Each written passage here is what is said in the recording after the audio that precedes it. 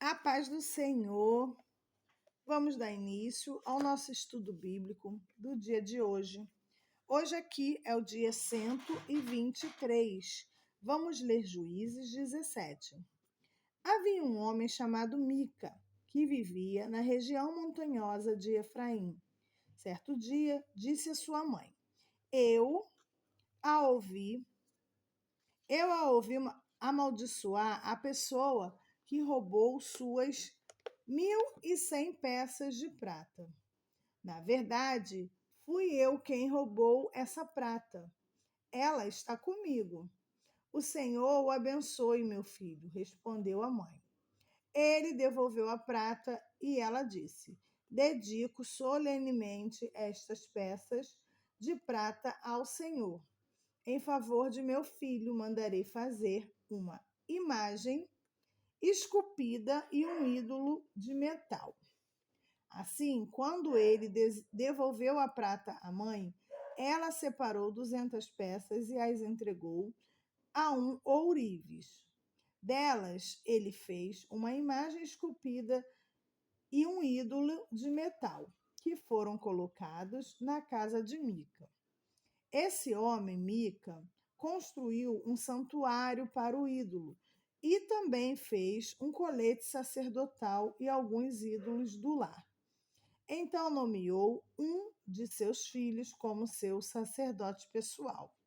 Naqueles dias, Israel não tinha rei. Cada um fazia o que parecia certo a seus próprios olhos. Certo dia, um homem levita que vivia em Belém de Judá chegou àquela região. Havia saído de Belém à procura de outro lugar para morar. Em sua viagem, chegou à região montanhosa de Efraim e aconteceu de parar na casa de Mica. De onde você vem? Perguntou Mica. Ele respondeu: Sou levita de Belém de Judá e estou à procura de um lugar para morar. Fique aqui comigo e seja pai e sacerdote para mim, disse Mica. Eu lhe darei 10 peças de prata por ano, além de roupa e comida. O jovem levita concordou e se tornou como um dos filhos de Mica. Então Mica nomeou o levita seu sacerdote pessoal e o jovem ficou morando em sua casa. Mica disse: Agora sei que o Senhor será bondoso comigo, pois tenho um levita como meu sacerdote. Naqueles dias, Israel não tinha rei. A tribo de Dan procurava um lugar onde se estabelecer, pois ainda não tinha tomado posse do território que havia recebido como herança quando a terra foi dividida entre as tribos de Israel. Então, os homens de Dan escolheram dentre seus clãs 5 guerreiros corajosos das cidades de Zorá e Estaol, para explorar um território onde a tribo pudesse se estabelecer. Quando seus guerreiros chegaram à região montanhosa de Efraim, pararam na casa de Mica e passaram a noite ali. Enquanto estavam na casa de Mica, reconheceram o sotaque do jovem levita, de modo que se aproximaram dele e perguntaram: Quem o trouxe para cá e o que você está fazendo neste lugar? Por que está aqui? O jovem respondeu: Fiz um acordo com Mica e ele me contratou como seu sacerdote pessoal. Então eles disseram: Pergunte a Deus se nossa viagem será bem-sucedida. Vão em paz, respondeu o sacerdote. O Senhor está cuidando de sua viagem. Os 5 homens prosseguiram até a cidade de Laís, onde notaram que os habitantes levavam uma vida tranquila, como os sidômios. Eram pacíficos e viviam em segurança, pois não havia quem os oprimisse em sua terra. Estavam longe de Sidom e não tinham nenhum aliado por perto. Quando os homens voltaram a Zorá e Estaol, seus parentes lhe perguntaram: O que vocês descobriram? Eles responderam: Vamos atacá-los. Vimos a terra e ela é muito boa. O que vocês estão esperando? Não hesitem em avançar e tomar posse dela. Quando chegarem lá, verão que o povo leva uma vida tranquila. Deus nos deu uma terra espaçosa e fértil, onde não falta nada. Então, os 600 homens da tribo de Dan, armados para a guerra, partiram para Zorá partiram de Zorá e Estaol. Acamparam num lugar a oeste de Kiriat Jearim, em Judá, conhecido hoje como Maané Dan. Dali, prosseguiram para a região montanhosa de Efraim e chegaram à casa de Mica.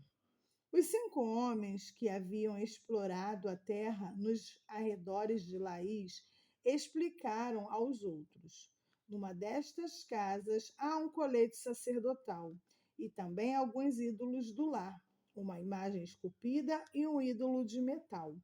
O que vocês acham que devem fazer? Os 5 homens saíram da estrada principal e foram à casa de Mica, onde morava o jovem levita, e o saudaram. Os 600 guerreiros armados da tribo de Dan ficaram à entrada da porta, e os 5 espiões entraram no santuário e removeram a imagem esculpida, o colete sacerdotal, os ídolos do lar e o ídolo de metal. Enquanto isso, o sacerdote ficou junto à porta, com os 600 guerreiros armados. Quando o sacerdote viu que os homens estavam levando todos os objetos sagrados do santuário de Mica, perguntou: O que vocês estão fazendo? Fique quieto e venham conosco, responderam. Seja nosso pai e sacerdote. Não é melhor ser sacerdote de uma tribo inteira de um clã de Israel do que da casa de um só homem? O jovem sacerdote aceitou de bom grado acompanhá-los. Pegou o colete sacerdotal, os ídolos do lar e a imagem esculpida e se uniu a eles. Então deram a volta, colocaram as crianças, o gado e os bens na frente do grupo e partiram. Quando os membros da tribo de Dan estavam longe da casa de Mica, ele e seus vizinhos foram atrás deles. Gritavam para os homens de Dan, que se voltaram e disseram a Mica: Qual é o seu problema? Por que você convocou esses homens para nos perseguir? Mica respondeu: Como é que vocês me perguntam qual é o problema? Tomaram todos os deuses que fiz e levaram meu sacerdote. Não me restou nada. Os homens de Dan disseram: Cuidado com o que você diz. Temos em nosso meio alguns homens agressivos que poderiam ficar com raiva e matar você e sua família. Assim, os homens de Dan seguiram seu caminho. Quando Mica viu que eram numerosos demais para atacá-los, deu meia volta e foi para casa. Então os homens de Dan, levando os ídolos de Mica e seu sacerdote, chegaram à cidade de Laís, cujo povo era pacífico e vivia em segurança. Mataram à espada os habitantes e queimaram a cidade. Não havia ninguém que livrasse os habitantes da cidade, pois estavam longe de Sidom e não tinham nenhum aliado por perto. Isso aconteceu no vale de Bet-Reob. Então o povo da tribo de Dan reconstruiu a cidade e passou a habitar nela. Mudaram seu nome para Dan, em homenagem ao antepassado deles, o filho de Jacó. Antes disso, a cidade se chamava Laís. Levantaram ali a imagem esculpida e a nomearam Jonatas, filho de Gerson, filho de Moisés e de seu sacerdote, como seu sacerdote. Vamos ler de novo. Levantaram ali uma imagem esculpida e nomearam Jonatas, filho de Gerson, filho de Moisés, como seu sacerdote. Os descendentes de Jonatas serviram como sacerdotes da tribo de Dan até a época do exílio. Assim, a tribo de Dan adorou a imagem esculpida de Mica durante todo o tempo em que a casa de Deus permaneceu em Siló. Amém. Vamos ler João 3, de 1 a 21. Havia um fariseu chamado Nicodemos, líder religioso entre os judeus. Certa noite veio falar com Jesus e disse: Rabi, todos nós sabemos que Deus enviou o Senhor para nos ensinar. Seus sinais são prova de que Deus está com o Senhor. Jesus respondeu: Eu lhes digo a verdade, quem não nascer de novo não verá o reino de Deus. Como pode um homem velho nascer de novo? Perguntou Nicodemos. Acaso ele pode voltar ao ventre da mãe e nascer uma segunda vez? Jesus respondeu: Eu lhe digo a verdade, ninguém pode entrar no reino de Deus sem nascer da água e do espírito. Os seres humanos podem gerar apenas vida humana, mas o espírito dá à luz vida espiritual. Portanto, não se surpreenda quando eu digo: é necessário nascer de novo. O vento sopra onde quer. Assim como você ouve o vento, mas não é capaz de dizer de onde ele vem nem para onde ele vai. Também é incapaz de explicar como as pessoas nascem do espírito. Como pode ser isso? Perguntou Nicodemos. Jesus respondeu: Você é um mestre respeitado em Israel e não entende essas coisas? Eu lhe digo a verdade. Falamos daquilo que sabemos e vimos, e, no entanto, sabemos e vimos, e, no entanto, vocês não creem em nosso testemunho. Se vocês não creem em mim, quando falam as coisas terrenas, como crerão se eu falar de coisas celestiais? Ninguém jamais subiu ao céu, exceto aquele que de lá desceu, o Filho do Homem.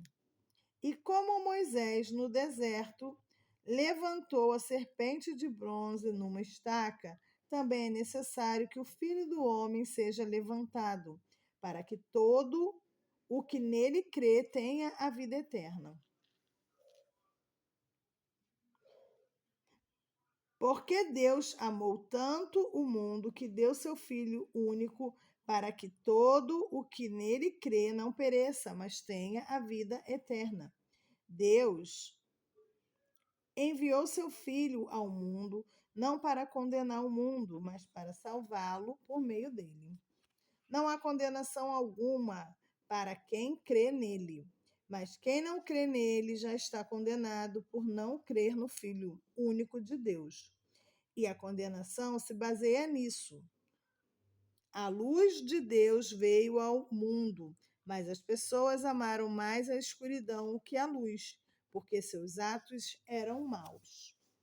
Quem pratica o mal odeia a luz e não se aproxima dela, pois teme que seus pecados sejam expostos. Mas quem pratica a verdade se aproxima da luz para que os outros vejam que ele faz a vontade de Deus. Amém. Vamos ler Salmos 104, de 1 a 23.